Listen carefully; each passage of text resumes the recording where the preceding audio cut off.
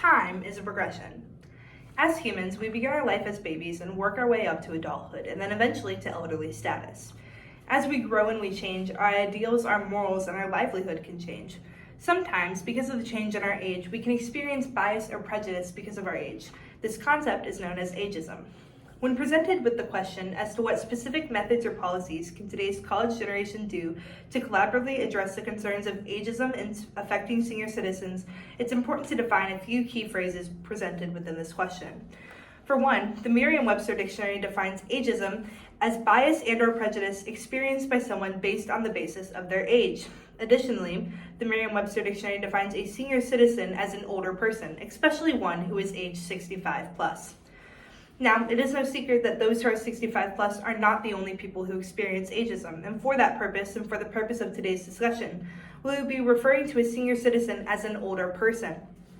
Thus, when considering the question as to what college students can do to address ageism in today's society, we can consider several major aspects of ageism in today's society, such as the workforce, the healthcare system, and the higher education system.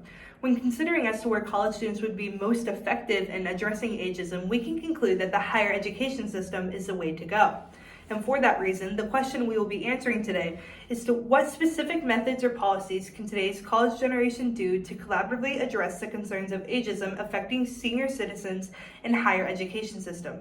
More specifically, how can college students reduce ageism experienced by older students seeking higher education? Now, primarily, the first solution we see to how college students can address ageism in the higher education system is that college students need to acknowledge and spread awareness about ageism in these universities. According to the National Center for Education Statistics in August of 2022, 29% of students are age 25 plus. These students are part of the non-traditional pool at these universities because they are not a part of the traditional age group. Of that 29%, 73% of these students reported experiencing ageism while at these institutions of higher education. Additionally, on June 1st of 2022, the American Psychological Association reported that less than 55% of campuses in the U.S. have age-friendly policies in place at their universities. Of those 55% of universities, only 28% of the students at these universities recognized that these universities had these policies in place, meaning that while these universities were attempting to address ageism, they were failing because their students didn't know they were doing it in the first place. Thus, what these two sources prove is that students and college students in general need to work to acknowledge and spread awareness about ageism at these universities in order to decrease ageism in the higher education system. Additionally, we also see the concept that college students can create opportunities for inclusivity with older students in order to decrease ageism. On May 6th of 2020, Forbes reports that 51 colleges and universities across the U.S. are part of the Age-Friendly University Global Network. What this is an organization of universities that are attempting to decrease ageism in their universities. Additionally, on December 8th of 2019, the U.S. Department of Education released a general study that realized that the more engaged a student is on campus, the better they perform. What both of these sources prove and the way they correlate is that in order for a student to perform well, they need to be engaged. However, these older students are lacking the opportunity to be engaged on these campuses. As a result, we see a concept of ageism approaching because of the lack of organizations that are age-friendly for these older students. Thus, what we can conclude is that in order for college students to address ageism at these universities, they need to create opportunities for inclusivity with these older students. Additionally, the last solution we see to the question as to how college students can address ageism at these higher education systems is that these college students need to establish a bidirectional communication with these older students. On July 20th of 2021, Harvard University released a study on device usage in the classroom. What they found was that within the traditional pool of students, again, that age 18 to 24, 96% of college students reported struggling with using their phone during class time. In other words, they found themselves being distracted by the device.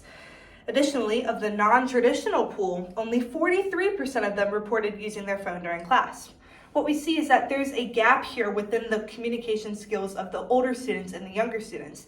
And in order to improve that, we can conclude that the younger generation, being the college generation, needs to put the phone down in order to communicate more effectively with the peers around them.